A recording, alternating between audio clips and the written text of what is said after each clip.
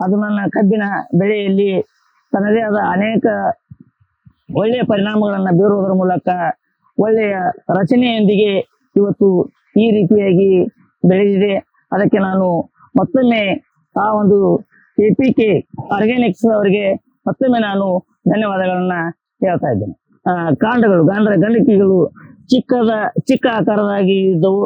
ಅದನ್ನ ಬಳಸಿದ ನಂತರ ಆ ಕಾಂಡವು ಅತ್ಯಂತ ಉದ್ದವಾಗಿ ಮತ್ತು ಅತ್ಯಂತ ದಪ್ಪವಾಗಿ ಬೆಳೆದಿದೆ ಎನ್ನುವುದಕ್ಕೆ ಇಲ್ಲಿ ಉದಾಹರಣೆಯಾಗಿ ನಾನು ಅದನ್ನ ತೋರಿಸ್ತಾ ಇದ್ದೇನೆ.